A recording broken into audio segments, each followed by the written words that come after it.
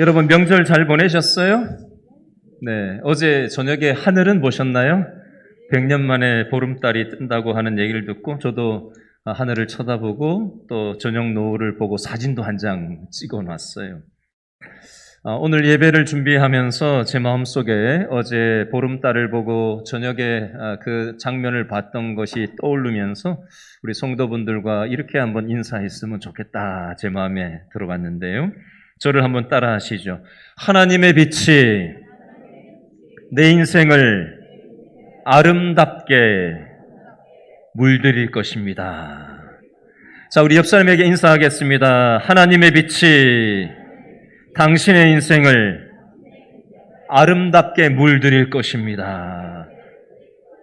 아멘. 손을 이렇게 드시고 우리 앞뒤 좌우에 돌아보시고 잘 오셨습니다. 반갑습니다. 인사하겠습니다. 지난 금요일부터 내일까지 추석 명절 나흘 동안 전국 이용자는 대략 250만 명에 이를 것으로 추산되며 올해 추석 연휴 동안 최악의 혼잡 시간은 명절 다음 날인 11일 오늘 오후 3시에서 5시까지로 예측된다고 합니다. 이것은 무엇일까요? 차 막히는 거 그렇게 대답할 줄 알았어요. 땡. 스터디 카페 정체 예상도 빅데이터 분석 내용입니다. 요즘은 학생들이나 취업준비생들이 독서실에 가서 공부하지 않고 어디 가서 공부를 많이 하죠? 동네마다 스터디 카페도 있는데 스터디 카페라는 게 있어요.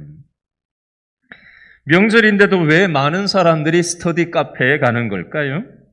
추석 이후에 대부분의 대학교에서 중간고사가 있기 때문이기도 하지만 취업준비생들이 친척들의 무슨 소리? 잔소리를 피해서 스터디 카페로 피신을 하는 사람들이 많다고 합니다. 오늘 일기예보를 보니까 지금 오전 11시 기준 강동구 길동의 기온이 24도를 가리키고 있습니다. 오늘 오후에는 한 25도까지 올라간다고 하는데요. 여러분, 마음의 온도라는 말 들어보셨어요? 일반 물리적인 온도도 있고 사람 마음의 온도도 있다. 최근에 어떤 업체에서 세대별로 마음의 온도 설문조사 결과를 발표했습니다. 우리나라 사람들 마음의 평균 온도는 몇 도쯤 되는지 아세요? 평균 영하 14도랍니다. 영하 14도면 굉장히 추운 날씨잖아요. 그죠? 근데 우리나라 사람들의 마음이 영하 14도를 가리킨다고 하니 이 마음이 얼마나 추운 상태라는 걸 짐작할 수 있지 않습니까? 마음의 온도가 가장 낮은 사람들은 취업을 준비하는 사람들이라고 하는데요. 그 중에서도 대학교 4학년짜리들이 마음의 온도가 영하 24.2도를 가리킨다고 합니다. 원인은 취업 한파, 미래에 대한 불안감 때문이라고 합니다. 그러면 직장을 구해서 직장 다니는 20대, 직장 다니는 30대는 마음의 온도가 몇 도일까요? 조금 높아지기는 했지만 여전히 영하권인데요. 영하 13.8도랍니다. 50대 직장인들의 마음의 온도는요, 영하 13.5도랍니다. 자, 그렇다면 앞으로 마음의 온도가 높아질 것인가를 묻는 질문에는 어떻게들 대답했을까요? 100명 중에 79%가 마음의 온도가 지금보다 더 낮아질 거라고 얘기를 했답니다. 그 중에서도 취업을 준비하는 사람들은 퍼센트가 더 낮은 온도가 나왔고요. 노후 준비를 해야 되는 연령대는 더 평균치보다 더 낮게 될 거다라고 부정적인 답을 했다라고 합니다. 자, 이 설문조사 결과를 통해서 우리는 무엇을 알 수 있을까요? 우리가 살아가는 시대는 마음의 낙심과 절망이 많은 시대라는 것을 알 수가 있어요. 오늘 우리가 살펴볼 사무엘상 1장에도 한겨울 추운 날씨 같은 마음의 온도를 가지고 살아가는 한나라는 여인의 상황이 소개되고 있어요. 한나는 아이가 생기지 않아서 많은 고통을 겪었던 여인이었습니다.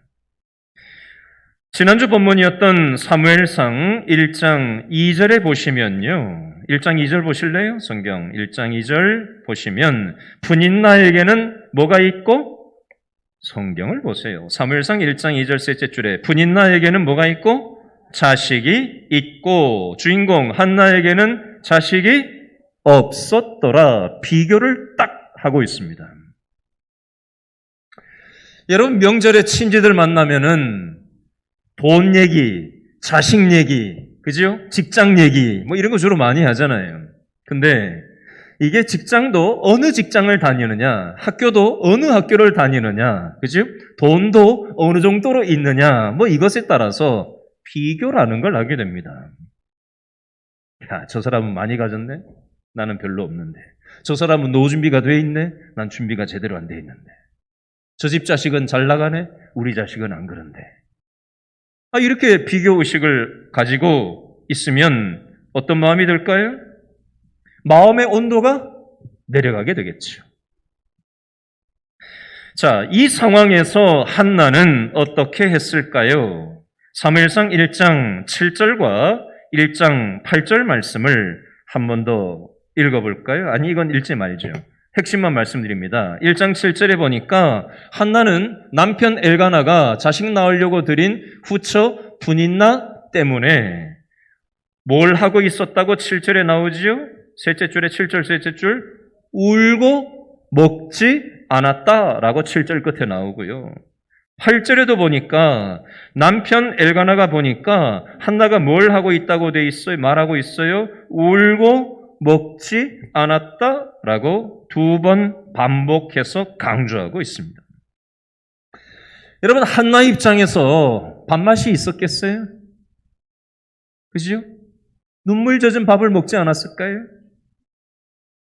그런데 맨날 울고 밥 안 먹고 있으면 이 문제가 해결됩니까? 8절에 보면 한나에게는 좋은 남편이 있었어요.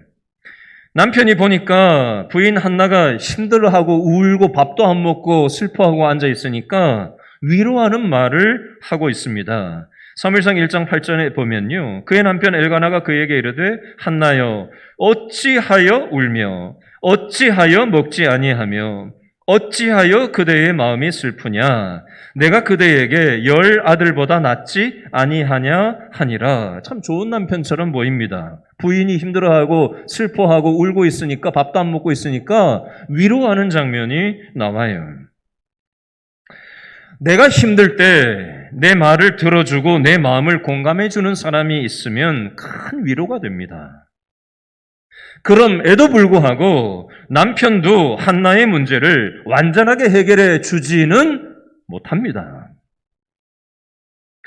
이 세상의 위로가 일시적인 힘은 되어줄 수 있겠지만 우리 인생의 근본 문제를 완벽하게 해결해 줄 수는 없습니다. 그래서 이때 한나는 어떤 행동을 했을까요? 사무엘상 1장 10절 말씀을 한 번 더 읽어봅니다. 1장 10절 시작. 한나가 마음이 괴로워서 여호와께 뭘 했어요? 기도하고 뭘 했어요? 통곡하며. 통곡했다는 것은 울었다는 얘기입니다. 누구 앞에서 울었다는 거예요? 하나님 앞에 기도하면서 울었다라는 겁니다. 1장 7절에는 분인나 앞에서 울었어요. 1장 8절에는 남편 엘가나 앞에서 울었다고요. 한마디로 사람 앞에서 울었습니다. 근데 사람 앞에서 아무리 울어봐야 문제가 해결되지 않았어요. 그래서 문제를 들고 어디로 갔어요? 하나님께 가지고 왔어요. 그래서 하나님 앞에서 울고 있는 한나의 모습이 나와 있습니다. 자, 하나님 앞에서 울었다라는 표현이 성경에 굉장히 많이 나오는데요. 오늘 본문 말고도 다 얘기할 수 없고 그 중에 3가지만 뽑아서 말씀드립니다. 시편 116편 8절에 보면 주께서 내 영혼을 사망에서 내 눈을 눈물에서 내 발을 넘어짐에서 건지셨나이다. 열왕기하 20장 2절 3절에 보면요. 히스기야 왕이 시한부 판정을 받습니다. 병에 걸려서 이제 얼마 살지 못한다라는 시한부 선고를 받게 돼요. 이때 히스기야 왕이 어떻게 했을까요? 하나님께 기도하면서 통곡을 했습니다.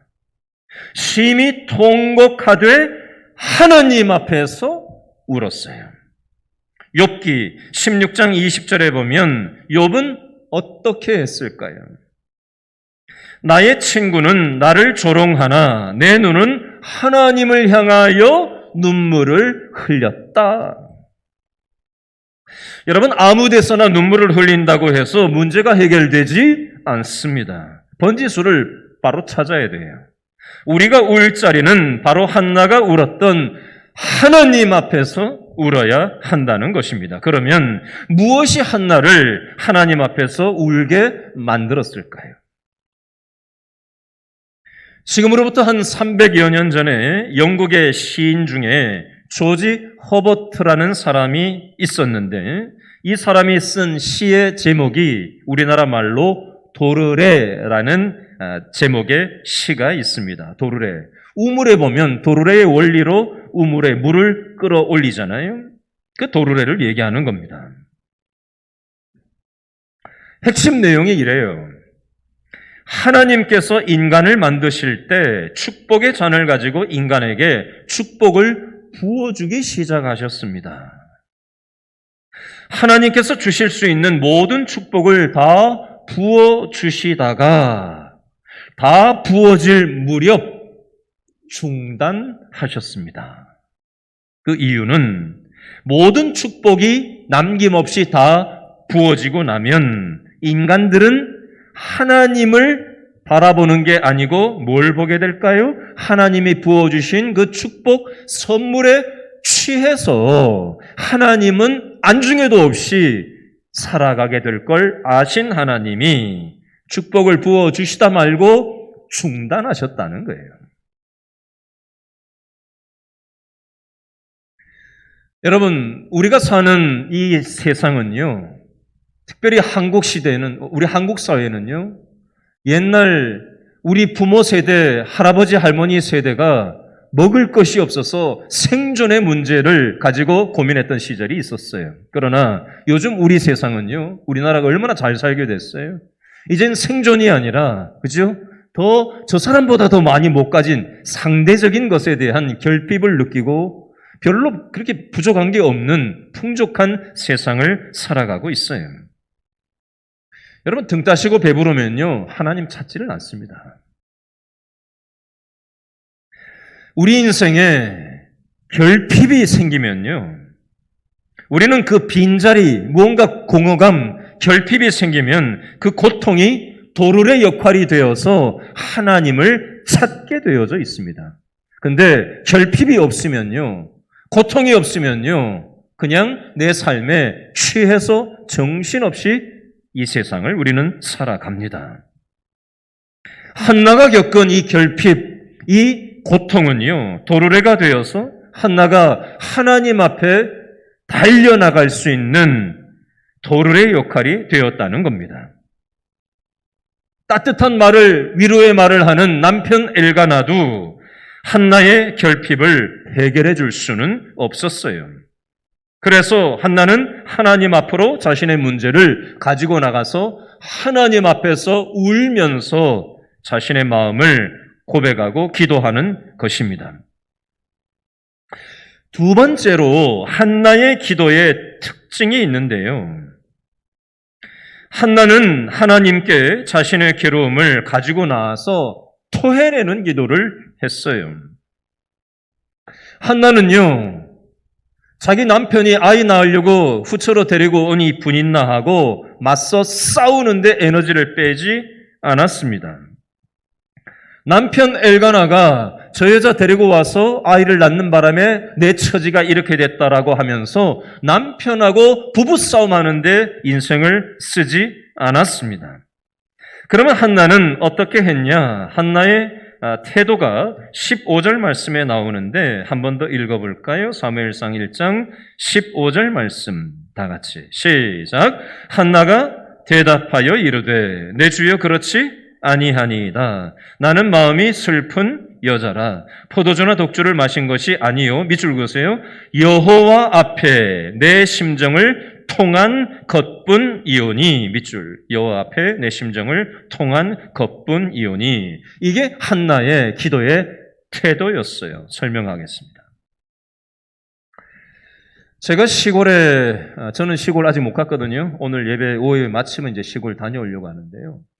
시골에 가면 저희 농장이 있는데요. 아버님께서 하시는 한 2년 전인가요? 그 나무를 베다가 가시나무를 베다가 손이고 그냥 다리고 그냥 뭐 가시에 얼마나 많이 찔렸는지 제가 막 몸이 성한 데가 없을 정도로 굉장히 많이 찔렸던 적이 있어요. 지금도 그 상처가 아직 남아 있는데요. 한번 상상해 보세요. 우리 몸에 가시가 박혔어요. 자, 그러면 에이 뭐 이까짓 것 하면서 가시를 받고 사시겠어요? 아니면 가시를 뽑아내야 합니까? 당연히 가시를 뽑아내야 되겠죠. 그렇죠? 자, 이것과 똑같은 이치를 설명드리겠습니다. 여러분, 사람에게는요, 이 물리적인 피부, 몸만 있는 게 아니라 사람에게는 영혼이라는 게 있어요. 마음과 영혼이라는 존재로 구성이 되어 있습니다, 사람은.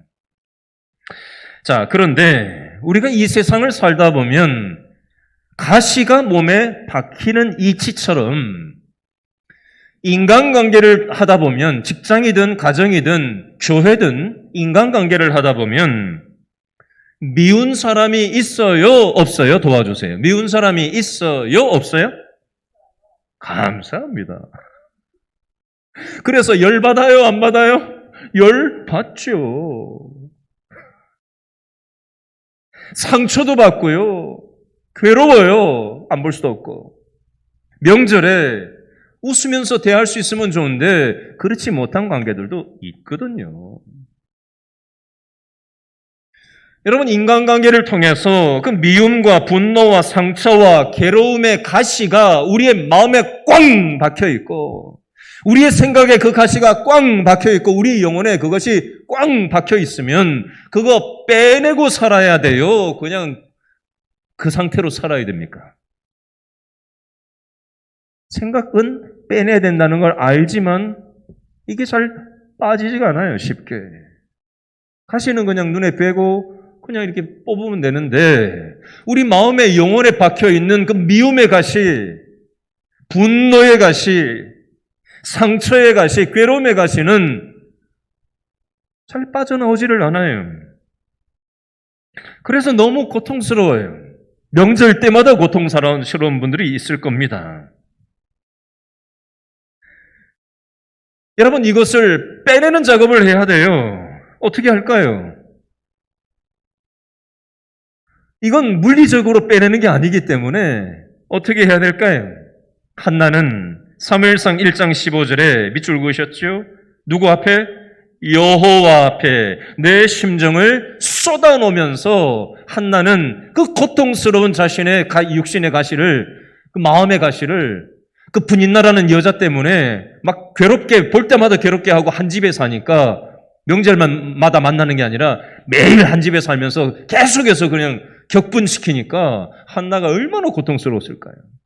이 고통이 지속된다고 생각해 보세요. 날마다 계속된다고 생각해 보세요. 명절마다도 힘든데 날마다 한 집에 살면서 고통을 겪는다고 생각해 보세요. 얼마나 고통스러웠겠냐고. 그게 한나의 영혼을 좀먹고 있었어요. 한나가 그래서 안 되겠다. 하나님 앞에 나가서 자신의 영혼에 박혀있는 그 가시를 빼려고 하나님 앞에 자신의 마음을 쏟아내는 기도를 하고 있는 거예요.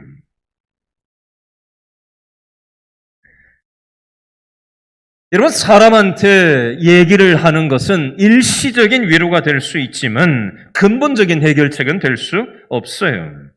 울고 술로 해결하고 이런 것이 찰나적인 즐거움은 될 수 있고 잠깐 잊어버릴 수는 있겠지만 깨고 나면은 똑같잖아요.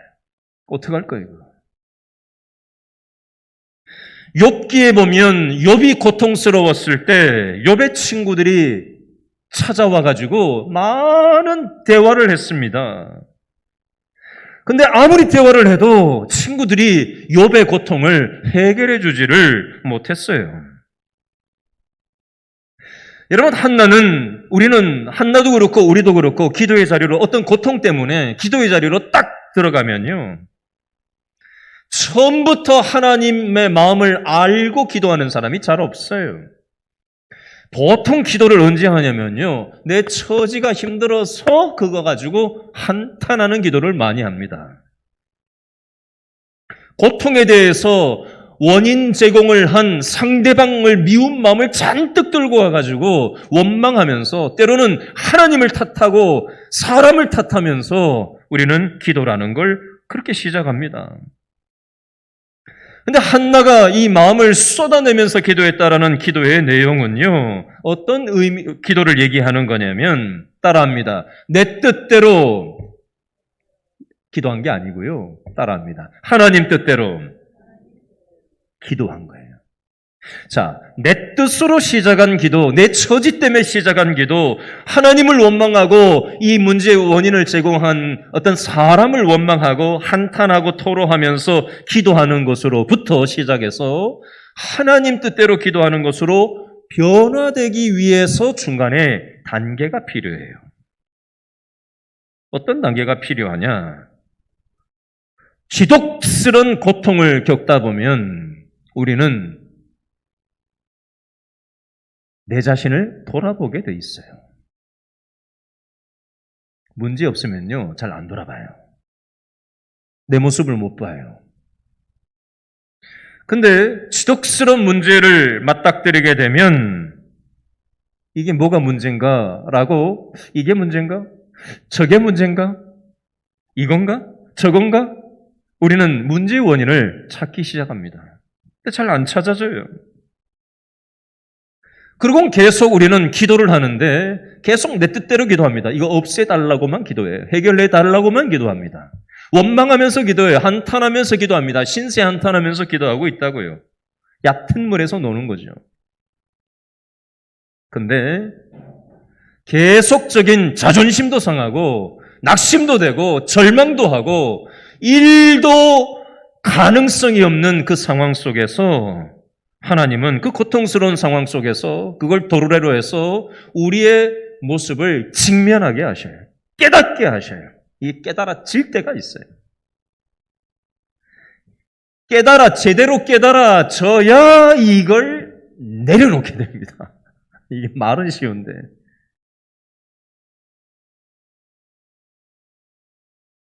제대로 깨달아져야 이게 내려놓게 돼요. 내 생각을 내려놓고, 내 고집을 내려놓고, 내 방식을 내려놓고, 내 기준을 내려놓고 나면, 그리고 나면 기도가 약간 바뀌어요. 내 뜻대로 기도하던 것에서 그 고통스러운 시간을 통과하면서 내 죄를 깨닫고 내려놓는 작업을 이게 한 번만에 확 내려놓는 사람도 있는데 내려놨다가 또 도로 그냥 또 반복하고 계속해서 우리는 반복을 하지요. 그러면서 우리는 하나님의 마음이 어떤 건지 하나님의 뜻이 어떤 건지 우리는 알아가기 시작합니다. 한나는 처음에 자식 달라고 기도를 시작했어요. 그래서 내 고통이 없어지게 해달라고 기도했다고요.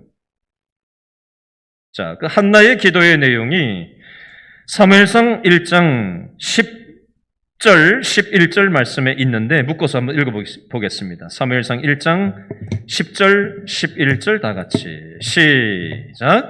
한나가 마음이 괴로워서 여호와께 기도하고 통곡하며 11절 서원하여 이르되 만군의 여호와여 만일 주의 여종의 고통을 돌보시고 나를 기억하사 주의 여종을 잊지 아니하시고 주의 여종에게 아들을 주시면 내가 그의 평생에 그를 여호와께 드리고 삭도를 그의 머리에 대지 아니하겠나이다. 아멘. 소원 기도를 하고 있어요. 아들을 낳게 해주시면 이 아들을 하나님께 바치겠습니다. 라고 기도하고 있습니다. 한나는 처음부터 이렇게 기도하진 못했을 겁니다. 근데 기도가 깊어지다 보니 하나님의 마음이 어떤 건지를 깨닫게 되었어요. 내 고통, 내 문제 안에 빠져 있었던 기도로부터 기도를 하다 보니 나도 가슴앓이를 하다 보니 하나님께서 무엇 때문에 아파하시는지를 깨닫게 되었습니다. 여러분, 사무엘 시대는, 사무엘서가 쓰여져 있는 이 사무엘 시대는 사사기하고 연결된 시대예요.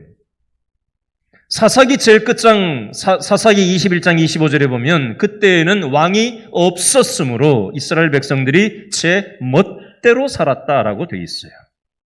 하나님이 이스라엘의 왕이셔야 되는데 이스라엘 백성들은 하나님은 안중에도 없고 제 멋대로 살았던 시절이었습니다. 그래서 하나님께서 너무나도 아파하시고 계셨어요. 바로 이때 자신의 문제의 아픔을 가지고 기도하기 시작했던 한나가 수많은 부대낌 속에서 자신의 아픔으로 시작했던 그 마음이 하나님의 아픔이 어디에 있는지를 깨닫게 된 것입니다. 그래서 나에게 자식을 주시면 이 자식을 통해서 하나님의 아픔을, 하나님의 뜻을 이루는 도구로 이 아들을 드리겠습니다. 라고 아들을 내놓는 기도를 하고 있는 장면이 나오고 있습니다.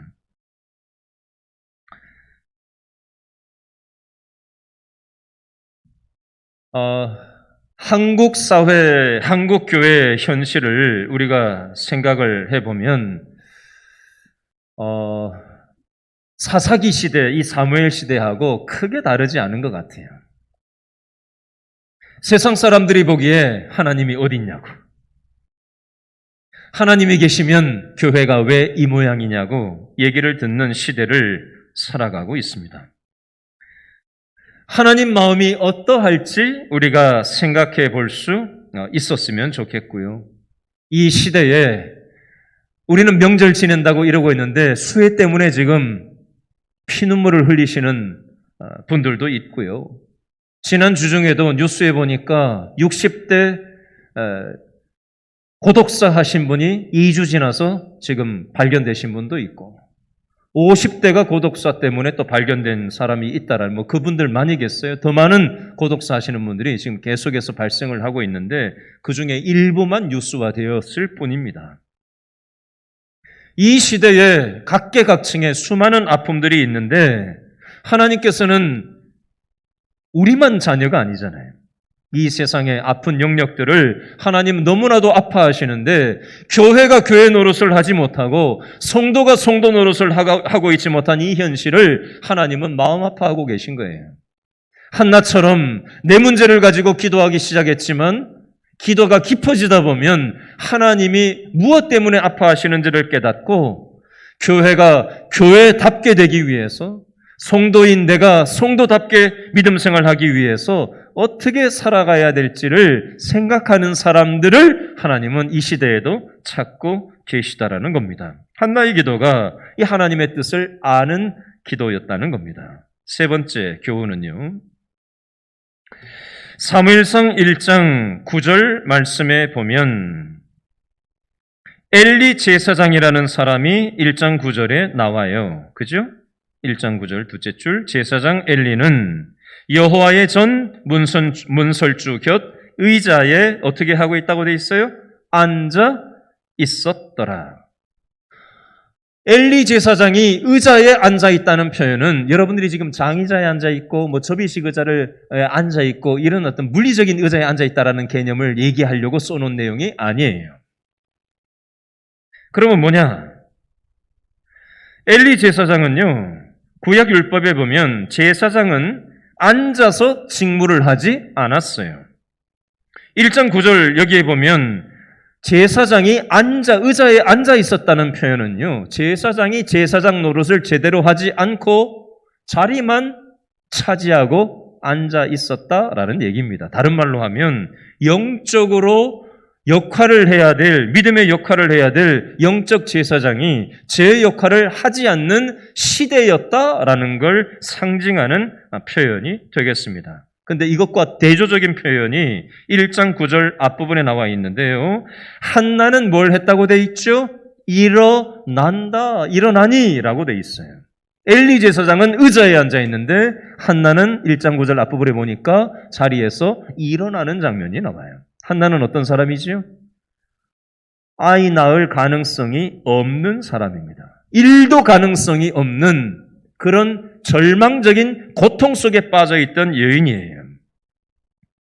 근데 하나님은 이 한나와 가능성이 없는 절망 속에 빠져 있던 고통 속에 있는 한나와 영적 제사장 엘리를 비교 대조하면서 무엇을 얘기하려고 하는 거냐면요. 이 사무엘 시대에는 왕이 없는 시대였기 때문에 백성들이 제멋대로 살았다고 했죠. 사무엘 시대에는 처음 왕이 하나 생겨요. 사울 왕 뒤에 어떤 왕이 생기죠? 다윗 왕이 세워집니다. 다윗 왕을 누가 기름 붓죠? 사무엘 선지자가 기름 부어서 왕으로 세웁니다. 사무엘 선지자의 엄마가 누구예요? 바로 한나입니다. 자, 이 성경은 이걸 통해서 큰 그림을 말씀드리는 거예요. 가능성이 1도 없는 절망 속에 빠져있던 한나가 믿음으로 하나님 앞에 나가서 하나님이 기뻐하시는 기도를 드렸을 때 그 준비된 기도의 엄마를 통해서 사무엘이 태어나게 되고 사무엘 선지자가 왕이 없어서 영적으로 비참했던 그 시대에 다윗 왕을 기름 부어서 세우게 되는 축복의 통로로 사무엘이 사용되고 있더라는 것입니다. 이 하나님이 일하시는 방식이에요. 한나의 기도에서 우리가 한 가지 귀중한 교훈을 하나 더 찾아볼 수가 있는데요. 이 엘리 제사장이 나이가 지금 굉장히 많은 상황이고요. 눈도 잘 보이지 않아요. 그리고 제사장인데 기도하고 엎드려 있는 한나를 보면서 술 취한 여자인 줄로 분별력을 없이 그렇게 얘기하는 장면이 나와요. 그 표현이 사무엘상 1장 13절 말씀에 보니까 한나가 기도하는 걸 보고 입술만 움직이고 있으니까 엘리가 한나가 기도하는 걸 보고 술 취해서 저 여자가 저러고 엎드려 있는구나 라고 얘기하는 장면이 나와요. 그러면서 14절에서 포도주를 끊어라, 술을 끊어라, 왜 여기 와서 술주정을 하고 있냐 이렇게 얘기하는 장면이 나와요. 자, 이걸 통해서 우리는 뭘 알 수 있냐면요. 한나의 입장에서 이 엘리 제사장의 얘기를 딱 듣고 속으로 이 생각 들지 않겠어요? 야, 저 사람은 제사장이라는 사람이 어떻게 내가 지금 기도하고 있는지 술 먹고 와서 술주정하고 있는지 그것도 하나 분간을 못하나? 저러고도 저 사람이 제사장이라고 할 수 있나? 저 사람은 상종할 사람이 아니구나. 한나는 이렇게 태도를 취하지 않았습니다. 자, 적용해서 얘기해 보겠습니다. 이 당시에는 영적 제사장이지만요. 요즘으로 치면 목사라고 볼 수 있겠죠. 여러분, 저를 보시면 여러분들은 제 껍데기만 보니까 요 모습밖에는 잘 못 보실 거예요. 저를 구체적으로 아시는 분이 많지 않기 때문에. 근데 저는 제가 제 자신을 잘 알잖아요. 오늘도 예배 이렇게 인도하기 전에 제가 그렇게 기도했어요. 하나님, 저는 냄새나는 사람이고 욕망으로 가득 찬 사람이고 실수가 많고 허물이 많은 연약하기 짝이 없는 존재입니다. 이런 제가 이 예배를 인도하고 말씀을 전하는 이 귀한 일을 하나님 맡겨주셨는데 제 힘으로는 할 수가 없습니다. 이게 연설이 아니잖아요. 설교는 연설이 아니거든요. 영혼을 터치를 해야 되는데 내가 무슨 재주로 이걸 할 거예요. 하나님께서 주신 은혜가 없으면 감당할 수가 없습니다. 그렇게 기도하고 저는 올라오는 거예요. 자, 반대로 한번 생각해 보겠습니다. 여러분들은 목사의 설교를 듣고 예배에 참여하면서 어떤 생각이어야 할까요? 목사의 연약한 면모를 생각하고 저 사람이 저러고도 뭐 설교를 해 뭐 이런 어떤 마음으로 앉아 있으면 은혜가 되겠어요? 여러분, 연약하기 짝이 없는 인생을 통해서 하나님께서는 하나님의 일들을 해오고 계신 거예요. 이런 게 있어요. 어떤 설교를 들어도 은혜를 받는 사람이 있고요. 어떤 설교를 들어도 은혜를 못 받는 사람이 있습니다. 무슨 차이일까요? 나의 문제예요. 내 태도의 문제라고요. 내 자세의 마음가짐의 문제라고요.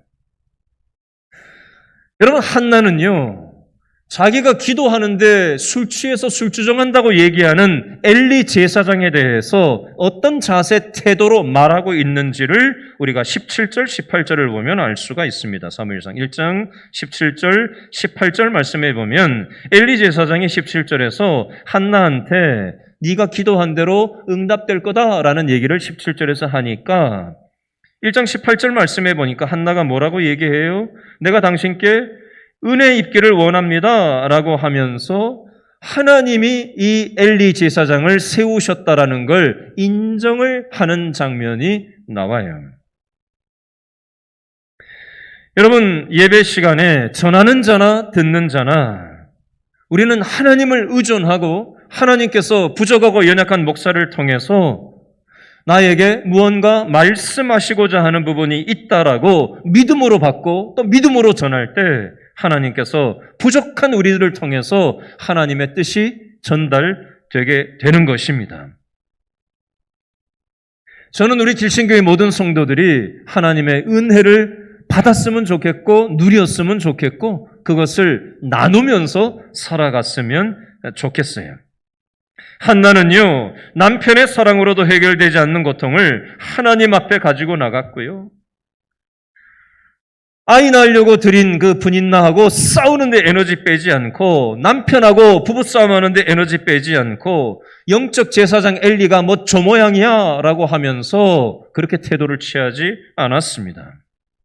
하나님 앞에 문제를 가지고 나가서 마음을 쏟아내고 마음속에 있는 도끼를 빼내고 부족한 인간을 통해서 인간 제사장 엘리를 통해서도 하나님은 역사하실 수 있는 분이라는 믿음을 가지고 한나는 기도의 자리에 있었습니다.